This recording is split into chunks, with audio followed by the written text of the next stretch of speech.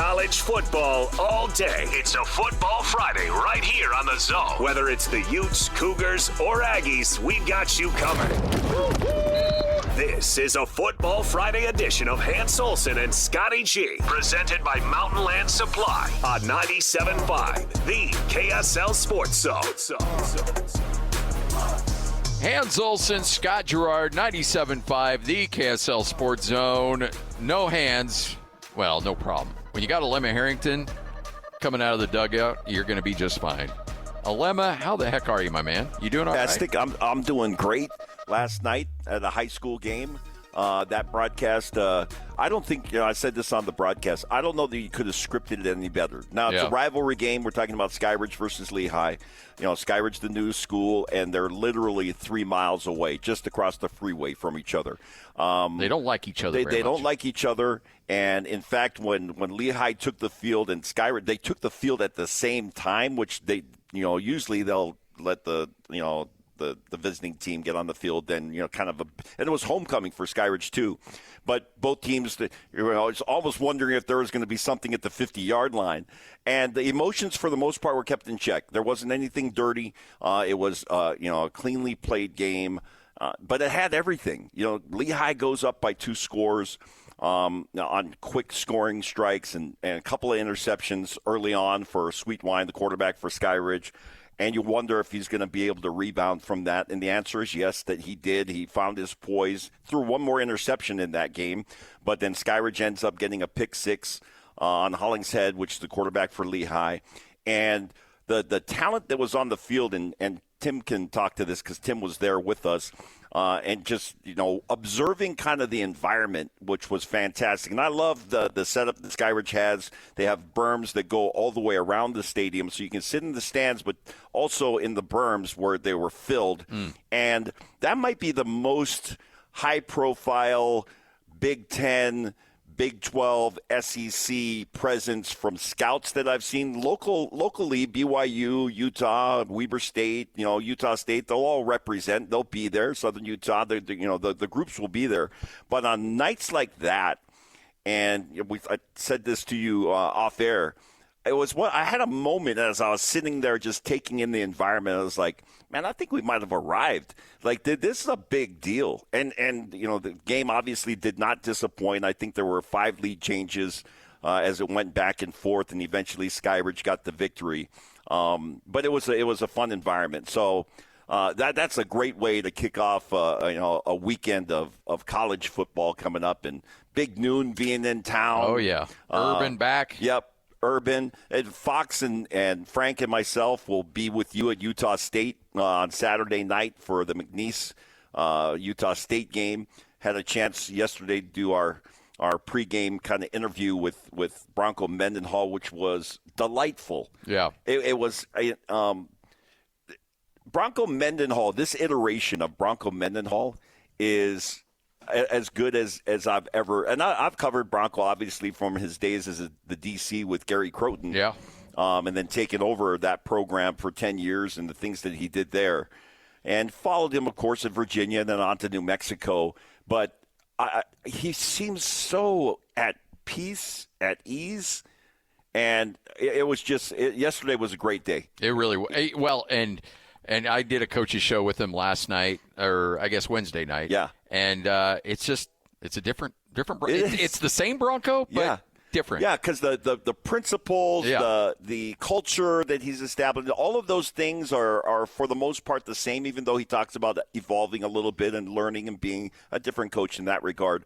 But he has found his home, and Logan has embraced it. Oh, yeah. Yeah. Joining us now, Ron McBride. Ron, the flu bug hit you pretty good, huh?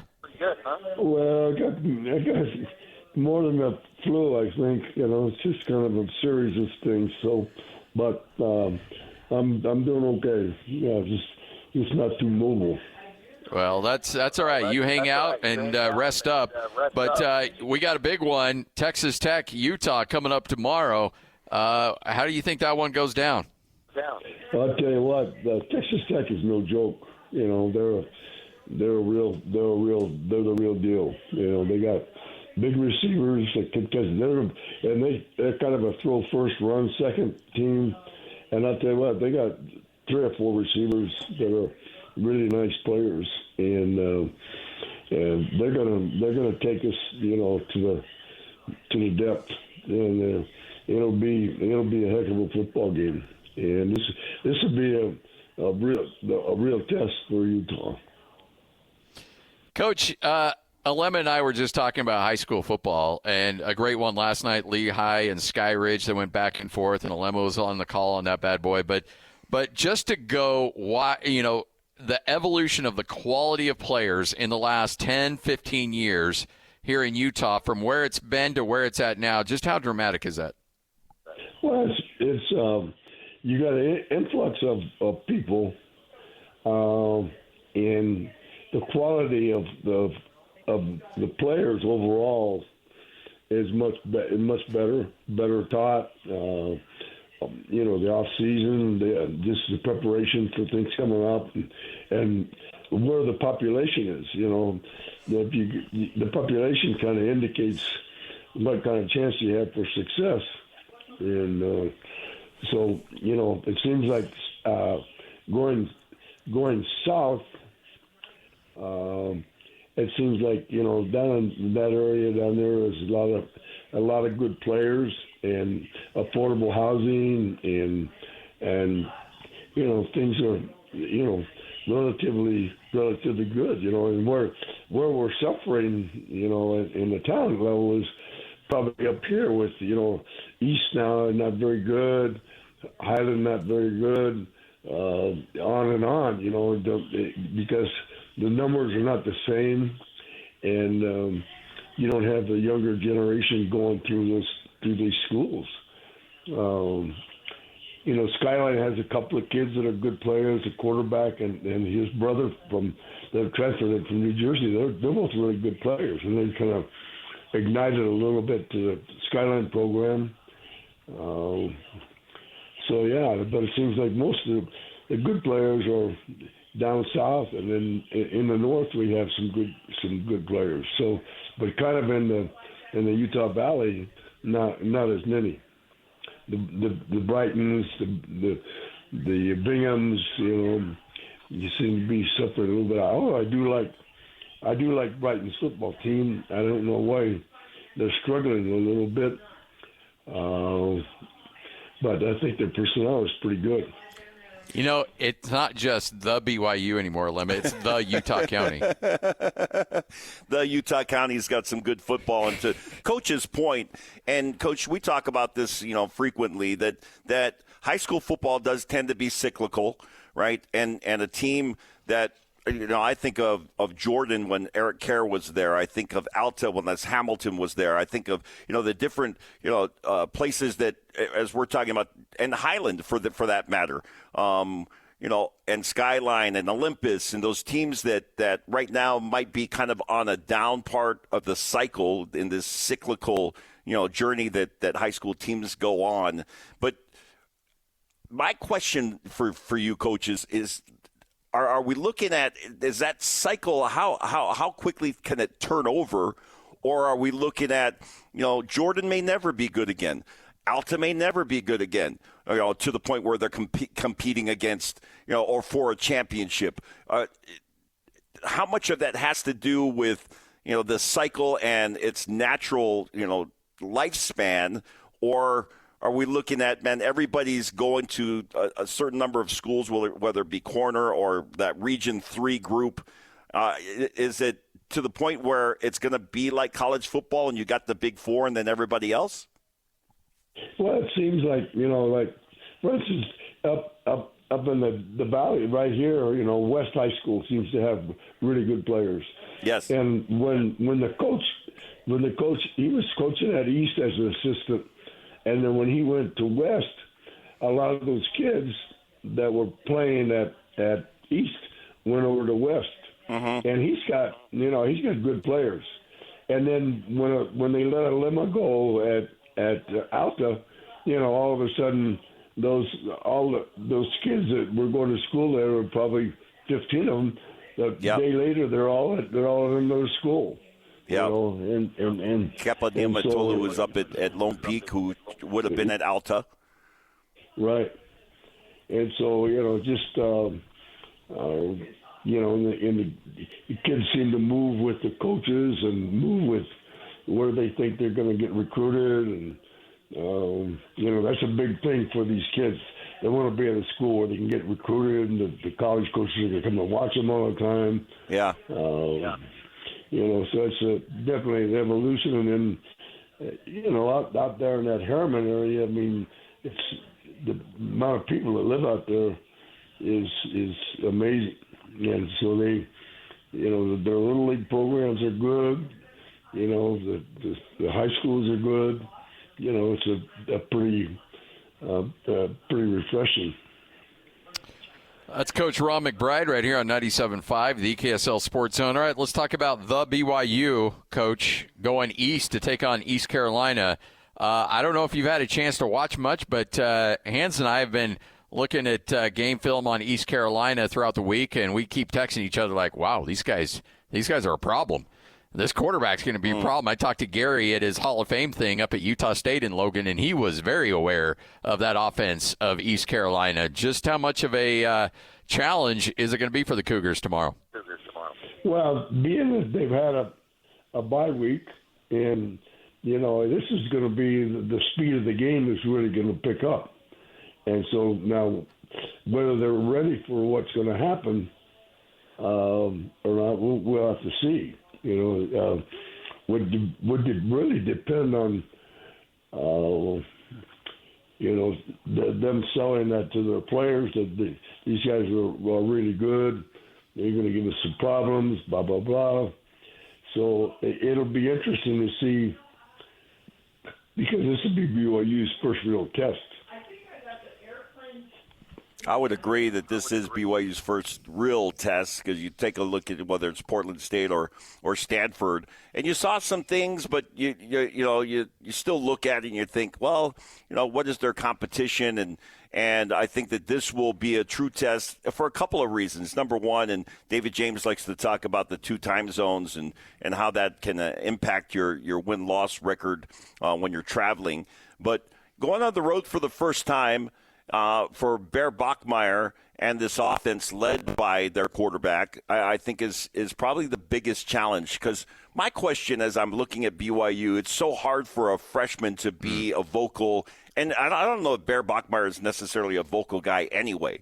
And that doesn't mean that he can't be a successful quarterback. I know a number of quarterbacks that weren't the most boisterous, but were very good. But I think that this becomes the real, if you're a BYU fan, then you're looking at this and you say, okay, I want to see how we really measure up against a team like East Carolina, and I think it's going to be a good test. I don't know what the result is going to be. I'm the BYU homer, so I'm thinking BYU is going to come out victorious. Nobody here. looks at you as the BYU homer, Alema. Nobody. Everybody sees you and they're like, that's a fair and balanced guy that is right down the middle. Yeah, completely impartial, this guy. Hey, that's for sure. You're a BYU homer, but I can live with that. That's your school, and you should be all in.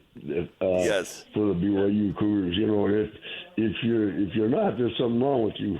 But I think that being that you love that school and you've always loved them, and you live and die with the football program, and I think that's very important. It's very important you stay true to your school.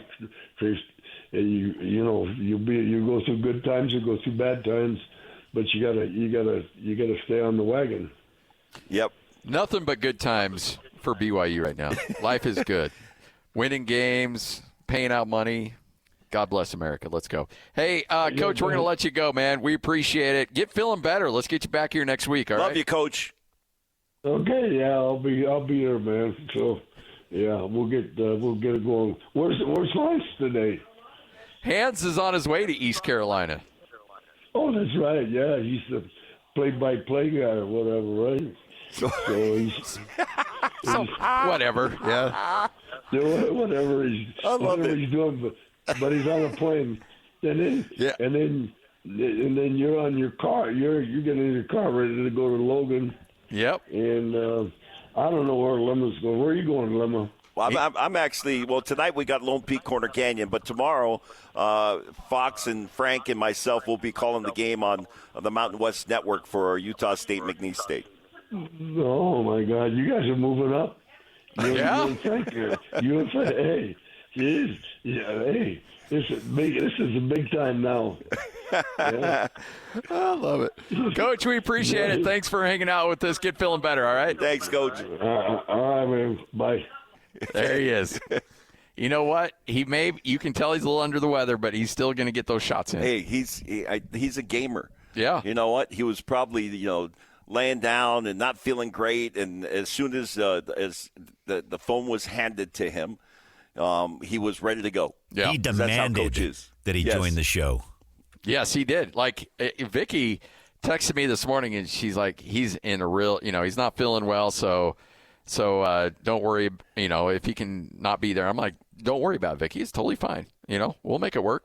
And then she's like, he really wants to be part of the show. Of course. Like, of course this is his show. This is his baby. He started this bad boy, let's see, when was it? About 2012, 2013, we started this thing with him. So the great Riley Jensen coming up next right here on The Zone. All college football all day. It's a Football Friday right here on The Zone. Whether it's the Utes, Cougars, or Aggies, we've got you covered. This is a Football Friday edition of Hans Olsen and Scotty G, presented by Mountain Land Supply on 97.5, the KSL Sports Zone. Hans Olsen, Scott Garrard, 97.5, the KSL Sports Zone. Hey, remember, we got a busy day coming up tomorrow. Make sure to tune in to Real Golf Radio, Brian and Bob, tomorrow from 6 to 8 a.m. And then following that, we'll have a 2-hour Utes Tailgate special of College Football Saturday from 8 a.m. to 10 a.m. as Alex Carey, Christian Esparza, Alex Napolis will be broadcasting live from Roland Hall. Come hang out, enjoy some good food and games, and get you ready for that 10 a.m. kickoff for Utah and Texas Tech. All right, the man himself is back on the airwaves with us. Riley Jensen, how are you, man? I'm good. I'm really excited to be here. It's been a while since I've done a live remote because it's a little different, better equipment. Yeah, it looks a little better. Yeah. It looks like it's not baling wire and duct tape. Like, this is the real deal. Yeah, man, we had like string and tin cans back in the day. Yeah, I had the tinfoil hat on, making sure. Like, Riley, hold this up. Don't move. Don't move. My arm would get tired.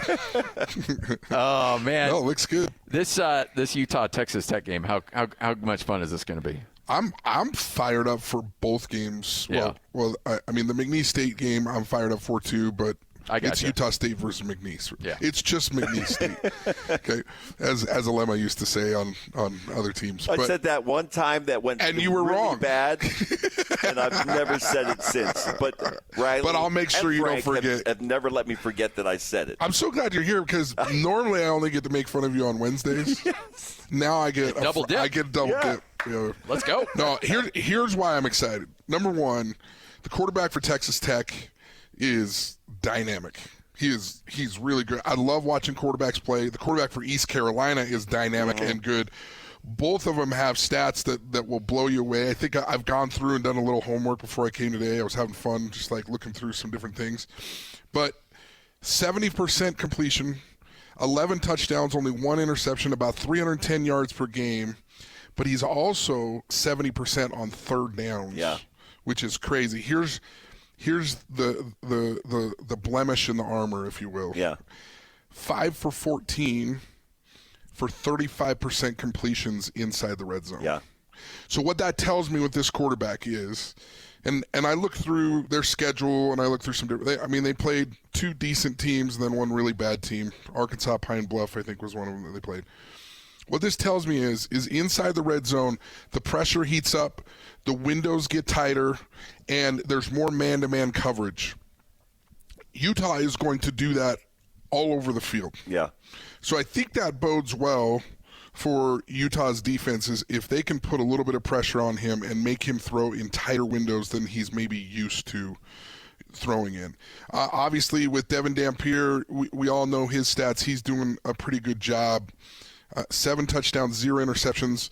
I've been a little bit vocal about, like, hey, man, he can't have 12 interceptions and 12 touchdowns during the season, right? Well, he's seven touchdowns with no interceptions right now, with about 200 yards rushing, which to me, if he duplicated what he did at New Mexico last season with his yards passing and got 800 yards rushing in the Big 12, that bodes really well for the U. So I think there's some really, really cool things there. Now on the defensive side of the ball for Texas Tech, number 2 in the country in rushing defense. Yeah. So they're going to be tested. The offense for the University of Utah is going to be tested. They fall off a little bit in the passing game, but every team really wants to stop the run and make you one-dimensional and make you throw the ball. So now you're looking at a team total, though, is still 15th in the country. So look, this offensive line for the University of Utah, Devon Dampier, they're going to be tested, and they're going to make Devon throw the ball down the field. And if he can't keep at his 70% clip where he's been doing it, this could be a really, really tight game. I see this as being a really tight game, personally. Do you, in watching Devon Dampier as a quarterback, do you feel comfortable that if Texas Tech does sell out against the run and they are able to slow it down, that he can make those throws down the field? So this is what I like about Devon so far. Now, I watched him play at New Mexico last year. Some of the things that happened last year, he would force some things because I think there was a lot more weight on his shoulders. A lot of backyard football. Yeah, and because he was the best athlete on the field. Yeah. He's now certainly one of the best athletes on the field, maybe not the best in this conference. But this is what I love about Devon. He doesn't try to be something that he's not. I don't think that he's out there trying to show everybody that he's a great passer when he should take the run. Like, I think he takes what the defense gives him. If he's supposed to run, he runs. If he's supposed to throw, he throws. I don't think he's afraid to throw the ball downfield. There's been guys that have been wide open so far. I don't think they're going to be as wide open against Texas Tech. This is going to be a good test for him. I don't see his throws as problematic downfield. I don't think he's a natural thrower. Like, I don't think that's his most comfortable thing, but I think he's really worked on it, and I think he's plenty comfortable to make the throws downfield that he needs to make. But man-to-man coverage, one of the things that's a little bit different about the Big 12 is there's a lot of 3-5-3 reads, and one of the things he's going to have to be really, really good at is he's going to have to make sure that the protection check is correct so that he can throw the ball downfield. Because just trying to explain it real quickly, a 3-5-3 defense, it becomes really, really confusing on which side of the line they're going to bring a blitz. And if you're not familiar with it, a 3-5-3 defense can be problematic in your protection scheme because you might slide it to the right thinking that they're going to bring 4 guys to your right side and they decide to bring 4 from the left. And now you're in a tight situation trying to get rid of the ball, trying to dump it off real quick. Are you saying that Devon is making that call at the line of scrimmage? Or I don't know. Yeah. When I was playing with the good offensive coordinators that I played with, he always said, I want you to do it, and here's why, Riley. If you have to pick your jaw up off the ground, you're not going to miss it the next time. Right? Yeah. Now, there are some teams, and I think BYU – I'm sure Bob Petrino said it that way, too. he might have added a few more curse words. Yeah. But when you do it that way, I do like it. I put it on my quarterbacks to do that kind of stuff. But I think BYU does it with their offensive line. They do. Either way. They did when I was playing. The guard would make the call, communicate with the running back. And so that's the reason I asked this question, because is it Dampier making that call, or is it going to be, the center's going to point those things out? If it's not Dampier, he still needs to be really familiar, because if he sees that it's 4 weak and it's not 4 strong, he's going to go, no, guys, hold up. We're going Liz protection here. We aren't going rip protection here, right? And so that's where I think it's really, really important. I think it's so important that the protections are correct if you want to throw the ball downfield against Texas Tech. But I think if Utah – Hans put the number at 185. If Utah can run the ball for 185 yards, that's going to be a win. But he said that's where they need to be to take the pressure off Devon Dampier, because I think Devon can take over a game, but we don't know if he can do that at the Big 12 level. But if they're able to generate 180 yards of rushing, then it should be fine. Well, he's not having to take over the game if they do that. Yeah. Do you see that happen? 185 feels like a lot. That feels like a lot. I mean, Especially Utah's coming in averaging 290 or something like that. Team. Yeah. Right. But, they haven't had the toughest schedule in the world yet. Yeah. Right? So, man, 185 feels steep to me. I think he's going to have to make more plays. I think if they get to 150, I think they win, and that's because he's dynamic enough to make enough plays. If they get under 150, this game gets real nerve-wracking to me. Well, it's like when you're game planning against Utah right now, I'm going to say, okay, if I'm going to lose this game, how would I rather lose it? I don't want him running the ball for 250 yards. I don't want to lose it that way. No. I'm gonna say if afterwards I'm like, well, Devon Dampier beat us. What are we going to do? With his arm. Yeah. And so if I'm going to go down, that's how I'm going to go down because I like my chances that way as opposed to the other. That's 100% true. 100% true. What I would be really disappointed with is if they put a spy on him because I think that typically takes a defender out of the defensive backfield when you're just trying to spy him. I think if they stay in their lanes when they rush and they kind of just contain rush him and try and move him off of his spot, that's going to be more effective than just going full out like blitz the quarterback, try and get him off of his game because that's where I think he's his best, where he can spin out to the left, throw on the run, kind of hurt you. But if you can contain rush him, make sure you stay in your in your lanes type of thing. I think it makes it a little bit more difficult. But some teams like to do a spy on. I don't like that because that takes one defensive back out of the passing game. So if you're Beck and Utah's offense, are you looking at let's come out and let's show some designed quarterback runs, or give them the freedom to break out of the pocket and force Texas Tech into putting a spy on them. Yeah, I mean, I don't know that every team's going to do that. Yeah. I don't always think it's a great idea against a really dynamic quarterback like Devon just because of what I was talking about. But they could, and they may have – what they may try to do, what I would do if I were them is I would sell out, stop the run, and then I would mix up the coverages. Mm-hmm. I'd go 3 cloud, I'd go cover 4, I'd go cover 2, and I would do different things to confuse him so that he just can't feel comfortable in the passing game. That's what I would do rather than a spy. I want to flip the script a little bit and talk about BYU's defense, which is just absolutely elite, and what Jay Hill's built there. But I want to go back to the Alamo Bowl and Shedeur Sanders, and he, I'm sure, regretted this and probably cost him maybe a round or 2 in the draft when he's mic'd up and he 5. says. And he's saying I don't know where they're coming from. I don't know what they're doing. And Jay Hill told us on the air that they ran in the first 14 plays, they ran 12 different defenses against him. And what they're able to do, not just from a talent standpoint, but from a schematic standpoint, Alema, is just been dramatic to watch. Yeah. And this has been the this is why you brought Jay Hill in. Yeah. Oh, yeah. You knew that he was capable of doing this, and you wanted that implemented into your defense. Obviously, Kalani Sitake, in spite of the fact that he played running back in college, is a defensive guy. He's been a defense coordinator for the majority of his coaching career, and that's important to him. And so to bring Jay Hill in, and I love the way that guys play for Jay. They are 100% in. They will, go to war for this guy, and that's a cultural thing that I think translates to. Obviously, you got to have the horses, and they do. And when those guys are 100% bought in, this is the kind of defense you get. And so, I'm excited because I think that the BYU is facing some similar situation because that Eastern Carolina quarterback is very dynamic. He's a dual threat, and so I think BYU's asking the same kinds of questions. It's like, okay, what's our best chance? What's our best bet here? Do we force him to beat him with his arm? Do we shut down the run? Do we spy him? How are we going to defend this guy? And this will be the real test for BYU because Stanford, let's be honest, their quarterback is garbage. Trash. Yeah. Straight trash.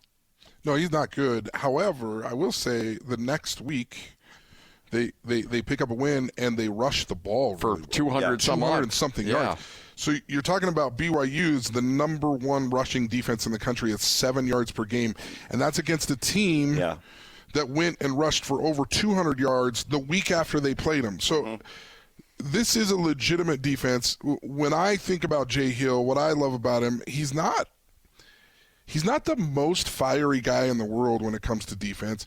But, man, there is not a player on that defense that doesn't know what his responsibility is on each play, and each one of them execute it at 100 miles an hour. And I think that's the cool thing about him. I think that's also the great thing about Morgan Scalley is just very clear and concise about what the objectives are on defense, how they're going to hide the defense, what the game plan is going to be, and then they go and they execute. And there are players on BYU's defense right now that are giving a lot of people like envy. Yeah. Right. And here's what I will say, though, being in North Carolina and coaching at North Carolina State and being in the East Carolina Stadium before and being around the East Carolina program, it's not that far from North Carolina State. There is some serious speed at those schools that none of us out here in the West understand. I had no clue. When I went to coach at North Carolina State University, I was like, it's a basketball school. Like, how hard can this be, right? And then you start looking around, and you see all the banners from the Tangerine Bowl to the, whatever bowls are there. They've been to as many bowl games as BYU. Now, they don't have a national championship, right? But there's a storied tradition. And then you go and play against East Carolina or against, like, Wake Forest, and you're like, where is all of this speed coming? Like, people just flying all over the field. So they've got to do something to slow down the speed of East Carolina. And East Carolina, every time we played them, every time I heard about them, every time I watched them on field, there was like two guys where I'm just like, oh my goodness, that guy is a burner. Right? Now, I don't know that they always catch the best. I don't know that they always have the best moves. But if you let them outside or you give them opportunity, they are going to burn you. And they love their speed in the South. Like, they love it. At East Carolina, North Carolina State, South Carolina, they love speed.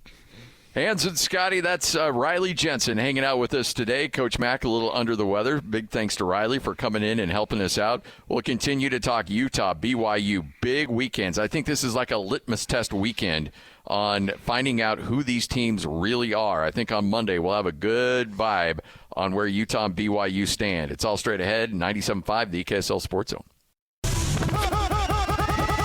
College football all day. It's a Football Friday right here on the Zone. Whether it's the Utes, Cougars, or Aggies, we've got you covered. This is a Football Friday edition of Hans Olsen and Scotty G, presented by Mountain Land Supply on 97.5, the KSL Sports Zone. Hans and Scotty, Hans out traveling to cover the BYU game coming up tomorrow. East Carolina, not a particularly easy place to get to. Alema Harrington, the great Riley Jensen hanging out with us as well. Hey, Riley, whenever, I don't care how good they are, I don't care how bad they are, you beat Air Force, you take it. I totally agree. You absolutely take it. 100% agree. That is a tough week. No matter who's playing them, when you're playing them, you take that win. And they were solid. They were. Is Bronco, is he, 7-1? 7-1 lifetime against Air Force. Yeah. That's impressive. Yeah, you got to figure out that BYU was always pretty good against Air Force. And I remember that preparation week and how hard it is to really give your defense a good look with the scout team. And I remember my years as a freshman and then my redshirt season. And they made you recreate running that scout team. But Coach Schmidt back then was very good at stopping that triple option. And Bronco came in and, man, he established a great record against the Air Force Academy. And I'm with you. I watched that game, and it was an entertaining game. And Air Force threw the ball, I thought, more than we typically see them to try to get some things done. And Utah State just looked good. This kid, John Miller, and Kautai's son, Bronson Olivao Jr. The defense is fantastic. Like I love watching these guys play. There are some breakdowns, but at the same time, this is Bronco's first year taking over. And as we talked with Bronco yesterday, getting ready for the broadcast on Saturday, I just love this mindset that he has and has always had. And people used to make fun of him. Oh, yeah. When they would say that, Bronco doesn't know how to recruit. And every time there's a recruiting class, it's like he comes out and the announcement is, we got everybody we wanted.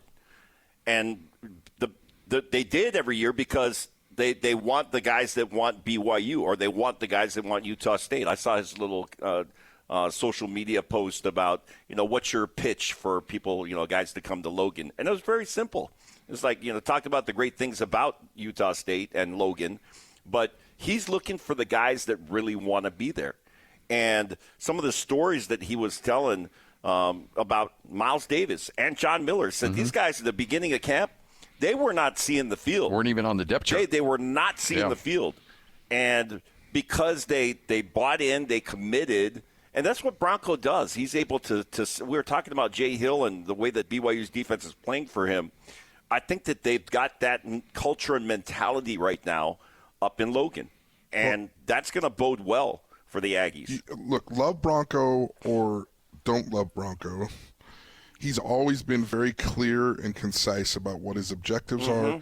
You may not like position mastery statements. You may not like quest for perfection. You may not like the way he delivers it. But every single player at Utah State right now knows exactly what it means and what he has to do to get on the field. And if they do it, he puts them on the field. I mean, look, Brock Lane up there, he's an NFL tight end. Like, he's a great player. Bryson Barnes is showing me right now that he is a veteran quarterback. Scott, that play that he made against Air Force where he drew him off sides. Yep. I mean, dude, that reminded me of Phillip Rivers when I was at NC State. We got like 4 touchdowns the 2 years that I was at NC State from Phillip drawing him off sides and then throwing it down to Jericho Cotchery for a touchdown down the sideline. I forgot Jericho Cotchery was on those teams. So good. Yeah. It was so good. And that's a veteran play, right? Like, that's just a beautiful football play when you can get an extra 7 points on the board because he's doing – Bryson Barnes is playing a really high level of football right now, and I like the way he looks. I like the way he holds himself. You can't help but like him. He's blue-collar. I mean, the guys rally around him.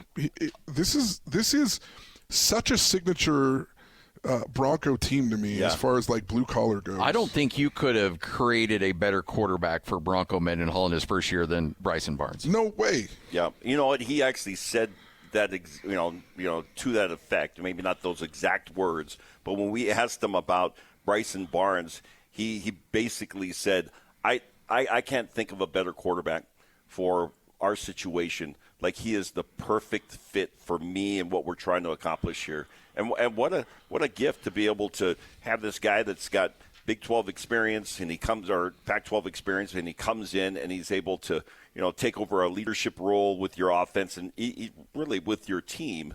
But to your point, you got to love this blue-collar mentality. This guy, the nickname is the Pig Farmer, right? He's a wrestler. He comes from a small community, and he represents them with great pride. And that's the kind of guy that you want leading your group.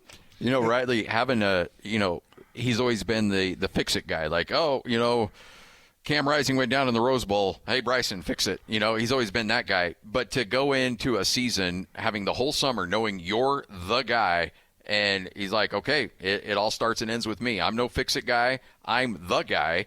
And you can tell that level of confidence is just through the roof.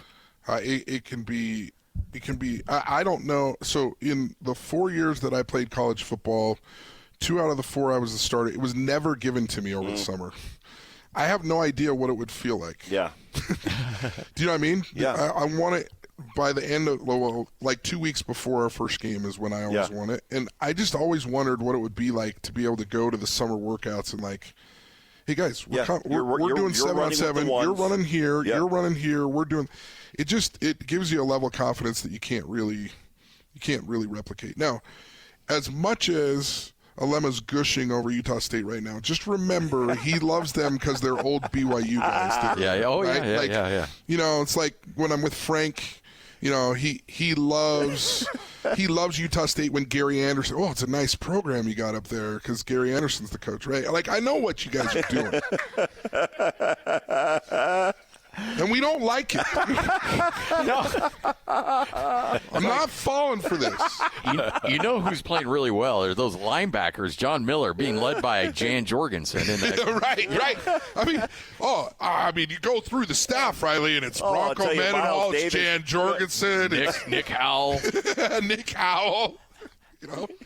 Well, and you know Kevin McGivern's from Utah County. That's where he came from. I'm surprised you didn't throw that in somehow. You just can't co-opt everybody. 97.5, the KSL Sports Zone.